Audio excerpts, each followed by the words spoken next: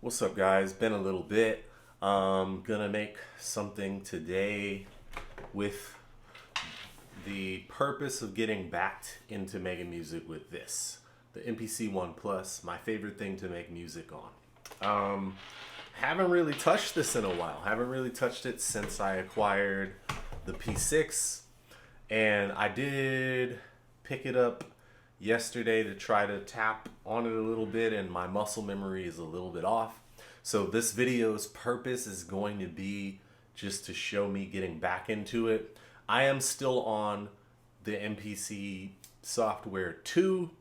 I'm not going to be upgrading to the software 3 until much later. Definitely not during the beta.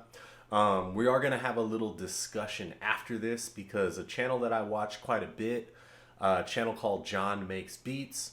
If you guys are familiar with my channel, you might be familiar with his. He was talking about a subject that I just felt like delving into myself. So let's get into making music. Before I start making the actual music, let's talk about the signal chain. So I'm going to be recording my guitar and bass using the Arturia Audio Fuse Rev 2 as the audio interface.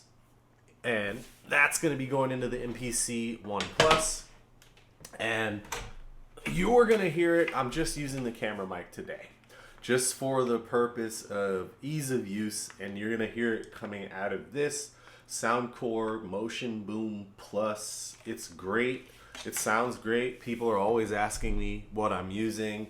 Some people talk about how clear it sounds. Well, that's it. It's really cheap now because I think there's another version of it. So if it's something you're interested in picking up, I got mine off Amazon. Soundcore is owned by Anchor. Anchor makes I have an Anchor charging brick, and they make cables. I have some of their cables, pretty high quality cables, I guess. But yeah, let's get it. This is not sponsored by Anchor or Soundcore or anything. I just use a lot of their products. The other little Bluetooth speaker that I use is an Anchor one too. And I'm going straight into the camera mic today just out of ease. I haven't been very inspired to create music lately just because I was very sick at the beginning of this week. Today is the 3rd of November. And so that means the past week I was on the couch for 4 days. And I'm still a little bit sick, but I'm a lot better than I was. So I'm just trying to get back into making music, and I'm going to be playing my bass, which is exciting because I haven't really played much bass. I think I sampled bass into the P6 one time, but let's get into making the music, and then we'll have a little discussion about why it is that I use hardware instead of just using a DAW. It's an interesting topic. The reason that I want to talk about it is because people have, in the comments, especially on the P6 and the Teenage Engineering Medieval videos, said things like, this is pointless. Why don't you just use a DAW? And I do use a DAW for specific reasons, but we'll get into that later. It's dawned on me that some of you might wonder why I'm not gonna upgrade to the 3.0 software. So I want to just go through the whole process of turning on the MPC One Plus and just how I set everything up, because largely this is very similar to why I use the MPC One Plus and devices like this, sampling devices, to create music. It has a lot to do with the workflow. So here we are, we're powering the device on. You come to this empty project section, and then I'm going to open an empty project. Now I'm going to go into the main menu section and just make sure that I'm using the right audio device. So right now it's set to internal, and I'm going to double click on that and select the Audio Fuse Rev 2. So now the Audio Fuse is the audio device that's being used. So that means for input and for output, we're going to be using the Audio Fuse. And I've got this workflow more or less down. It's pretty simple and intuitive once you sit with it for a little bit of time. And those of you guys that found this channel from the videos that I made on the Teenage Engineering Medieval or on the Roland 6, you'll know that those have a lot more of a learning curve just to be able to make music than something like this. Because this device, this is basically a computer. They're all computers, but this is a more feature-rich computer. Obviously, it's dedicated to music, but it's dedicated to pretty much all the processes of music. So right now we're on the MIDI tracks, the MIDI section. There's also an audio section here. So when I go to record my bass guitar, my guitar, stuff like that, I'm going to use this. When I record my drums, I'm going to use this. So let me just show you how I load up the drums. I'm going to go to Assign Samples, hit Browse. Now I'm going to go over to this waveform section, and I'm going to hit Places over here. And this says MPC One EXT. That's my SD card. And I got a bunch of samples on here. So this is samples for MPC, and look at all that. So like the samples that I loaded onto the P6, that was actually from this folder. I actually have so many copies of this. I have this copied to my iPad Pro. I have some of these on my iPhone, and I use them with Koala Sampler. And then I have another version in the cloud that I use sometimes on my laptop, but not often, because I don't usually create drums on the laptop. It does, like, I'll talk about it later, but the drums never come out the way that I like them. When I use the MPC, they pretty much always come out the way that I hear them. So I'm gonna use just my regular Lindrum samples. Okay, we're here on, now I gotta zoom out, see if we can see the pads. All right, so we're here on pad 1. I always put a kick on pad 1. So we're going to put Lin kick 1 on pad 1. Now we're going to go to pad 2, Lin snare 1A on pad 2. I always put my closed hi-hat on pad 3, open hi-hat on pad 4. You might have a different way of setting this up, but I don't actually finger drum. I tap these in individually. I don't find finger drumming like playing the actual drums, so I have no desire to really learn how to do it. I'd rather tap it in this way. And if I want a realistic feel, I have ways of going about it, but I could always just go to a friend's house and record some drums. A friend that has drums, record them that way. Also know some people with electronic drum kits. It's not that big of a deal for me. Okay, hi-hat 1. Let's put that on pad 3. There we go. Hi-hat open, close, hi-hat open. Put that on pad 4.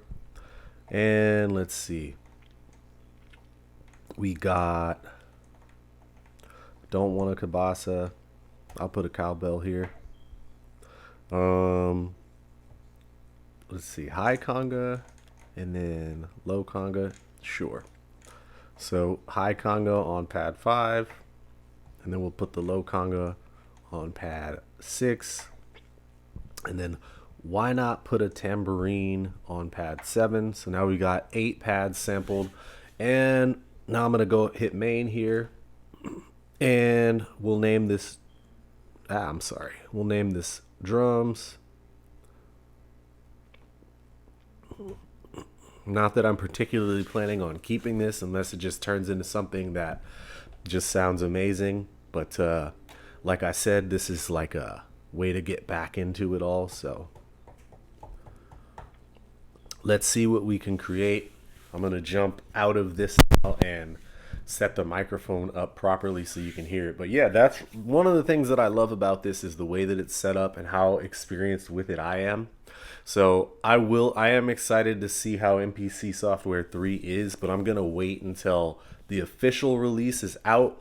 And if iOS 18 has taught me anything, I'm definitely going to wait until a couple iterations of it. Because like I usually wait for the iPhone updates, and I was convinced that 18 was great. And so I upgraded to it like a week and a half in, and it's been a miserable experience. Like, I couldn't even look at my emails on time. It cost me to miss some opportunities and stuff. So yeah, I'm not going to be an early adopter of the software because I love my MPC so much, and I just don't want to risk the experience being compromised in any way. So I'm just going to create a drum beat first. So right now we're at 120 BPM, and I don't want to move that fast. So we're going to go to the global time signature, and we're going to just take it down. So let me hit play.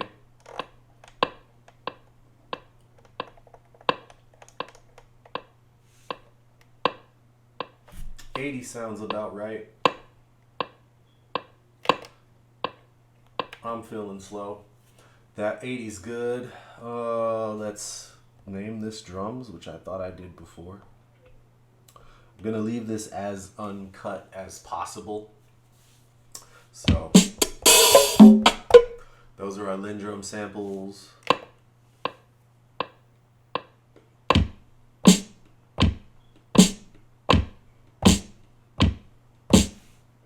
Yep, something simple like that. 4 on the floor. Here we go.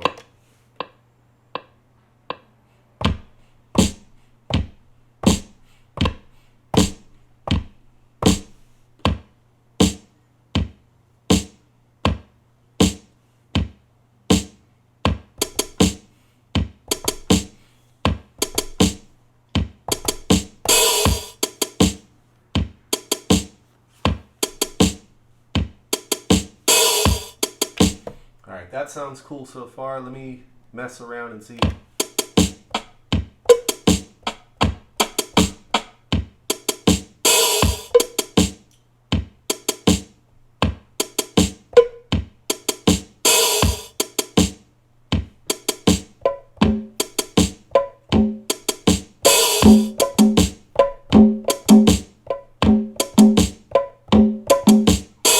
That works.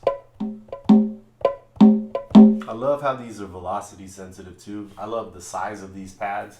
Even though these are the smaller MPC pads compared to the Live and Live 2 and the X.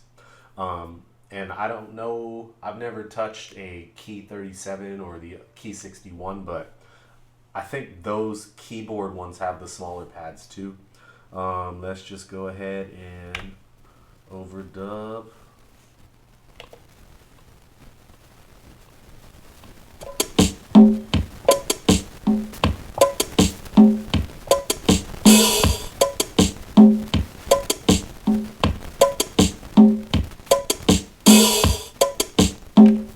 Yeah, that'll work. That wasn't what I initially had in mind, but I'll take it.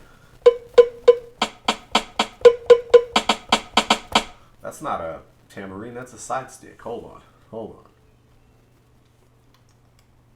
Yep, that's a side stick. Do I care?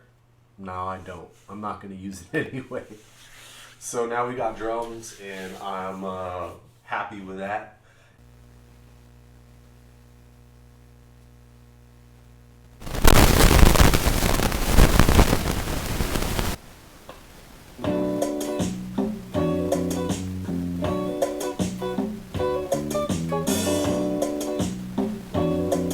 Here we go.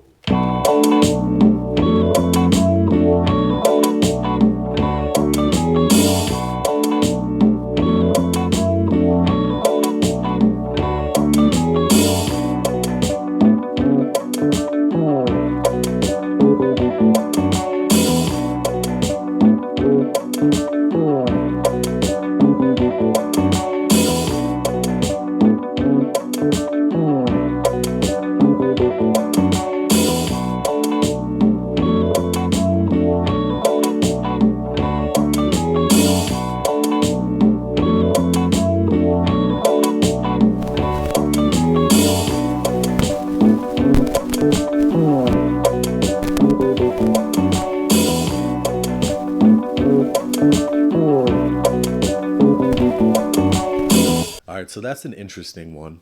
I thought about just scrapping the entire video, period.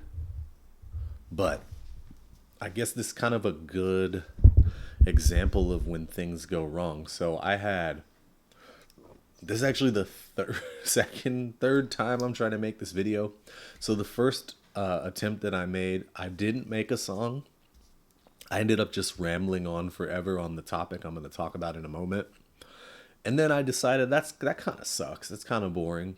So then yesterday I sat down and I made this beat. And the idea was just to make like a basic throwaway thing and just to have a conversation afterwards. And I ended up liking what I made. I ended up actually really liking what I made. So I'm kind of bummed right now because it's not like I can go back and listen to it and re-record it because the audio on the camera audio is fried because this cable here malfunctioned. But let's talk about, in spite of issues like this, because with hardware you do have issues like this. You have issues like this with DAWs as well.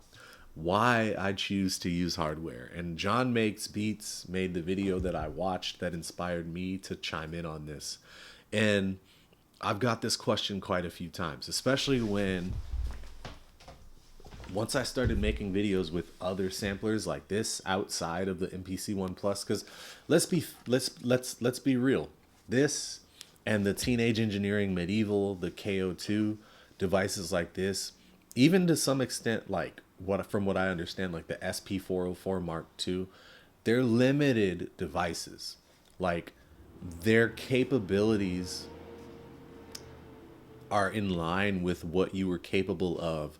In the case of the SP404, like in the 2000s, in the aughts. And in the case of this, and in the case of the Teenage Engineering Medieval, like it's basically like an MPC 60 or something, you know? So why would you want to use something like this, a piece of hardware, over a DAW?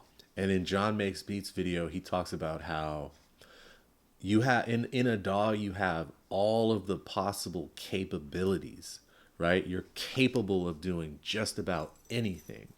But that for him, making music is not just about capabilities, it's about the creativity.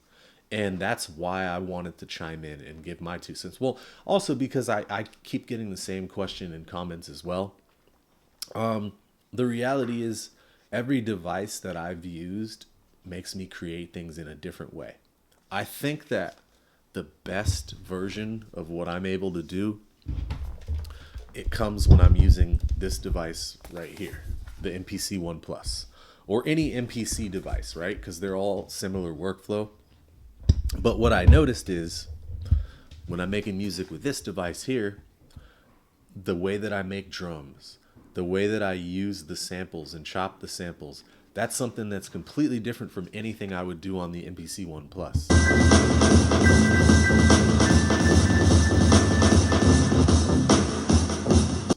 And then when I make music with the Teenage Engineering Medieval, you know, I went back to my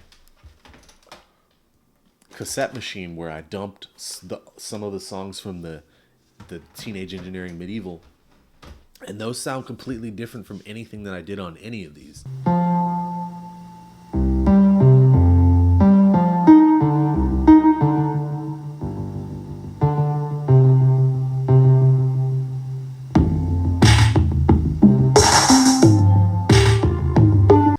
And you know, my second favorite way to make music at this point is using Beatmaker 3 on my iPad Pro.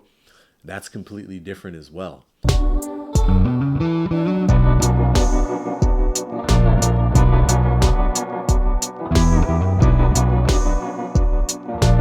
So it's for me, it's about what it enables me to create, the mood it puts me in, what I'm able to pull out of myself. And I guess I'll play snippets of some of these songs. You know, in the other versions of this video, I kind of went through my progression as a musician. So like I started out with just a double deck cassette tape player with my cousin Wyatt, Wally Dank, here on YouTube. And we would make tape loops of the ends of songs, and then we would like rap over those. And I progressed to making punk demos on a 4-track similar to the one that I was holding a moment ago, but a Fostex one with my punk band Social Chaos.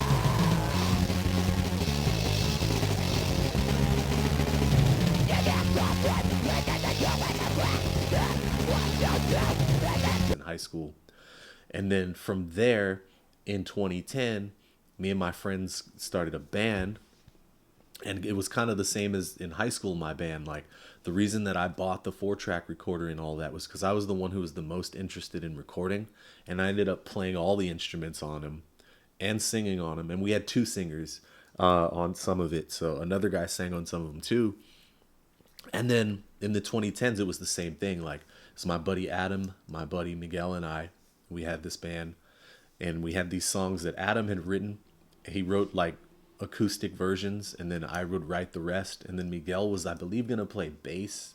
I forget who was going to play drums. We maybe never found a drummer. So I ended up making these recordings where I played the guitar, bass, and drums, and Adam sang. Can you come on strong and high behind your shoes?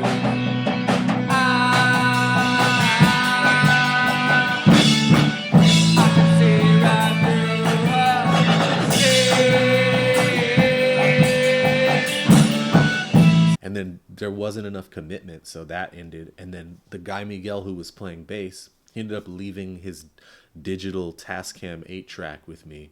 I started recording on that a little bit. And that's when I really started to mess with recording. Like, the first time I ever tried to mess with a compressor or any type of effects, you know, stuff like that.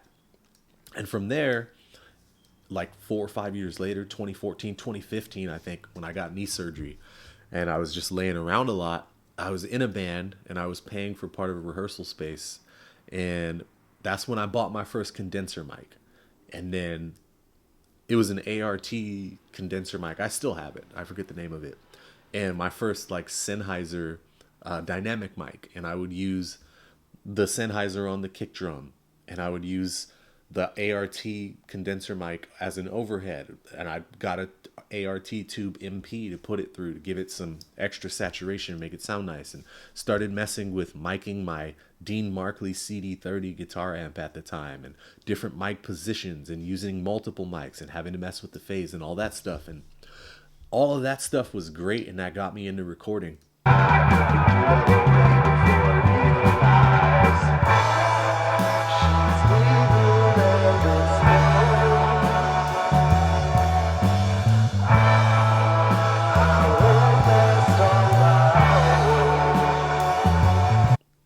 But then at some point I wasn't in a band. I got rid of the rehearsal space, but I still had ideas for songs and wanted to record them. And I was still playing live with a different band, so I had to like figure out how to make music. And I tried tapping it in with a keyboard controller in Logic, because I went to Logic at that time. And the drums, when I tapped them into Logic, would never come out the right way. At some point, I put out an EP called Another Day, and that was all done on an iPad Pro, the first version of the iPad Pro, with a DAW called Aria. Can't get my fingers to play guitar. I took a walk, didn't get far. I'd like to skate down the boulevard, but I don't know where my friends are. It's just another day, another empty day. Aria Pro, I still have it. I don't use it anymore. It's like Pro Tools for an iPad, but it's a little bit clunky. And then I could make the drums better on that than I could in Logic Pro. So then that's what made me want to get a sampler. And I looked at all the different samplers, all the different Electron Digitact, which I have one in my living room right now. I hate it. I would never use a Digitact. I hate that workflow. I hate the way the machine works. I don't like the way the buttons feel. It's not for me. I'm not saying you shouldn't use it, because if that inspires you, you should definitely use it. But for me, I can't stand it. But I ended up settling with the first MPC One. And from the first week that I had that thing, just watching the tutorials that Akai Pro has on YouTube and making my first little beats with it, I was like, this is it.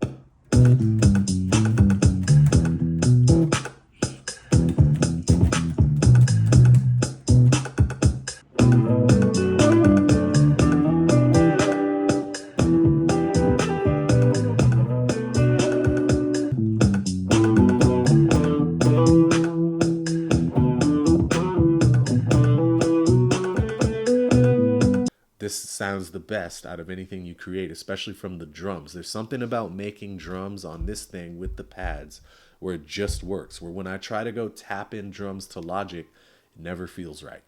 And no matter what I tried to do, it never felt right. And that's why I prefer using the MPC One Plus.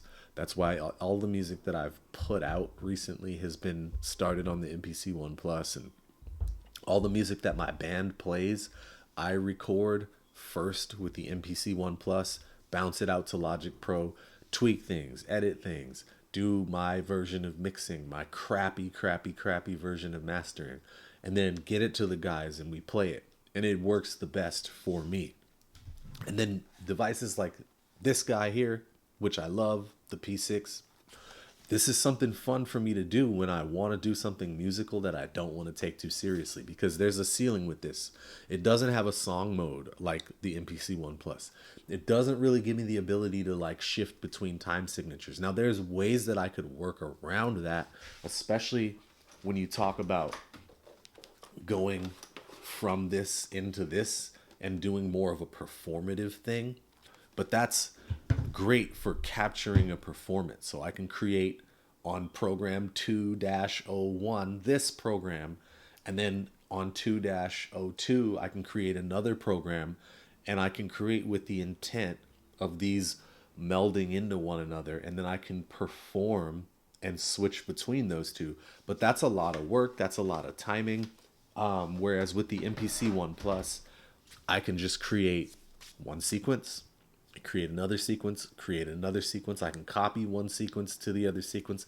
I can go in and use the grid, get rid of a snare and hi-hats here, and use bongos here to create a difference between the two parts. I can flesh out entire songs. And then when I bounce everything out, I can bounce out stems. I can go into the DAW. If I want the verse to not have these 4 kick hits here in the second verse where there are there in the first verse, I have the ability to do that. So the MPC One is the most full version of creating that I'm able to do. And that's why I love it. And that's why I use this instead of just using Logic. I love Logic. And I love even GarageBand. I think GarageBand is not given enough credit. And I also love Beatmaker 3, which is a DAW. But they're very different from working with something like an MPC. And I think if you have the ability to experiment with different equipment, you know, another one that I messed with is the 1010 Music Black Box.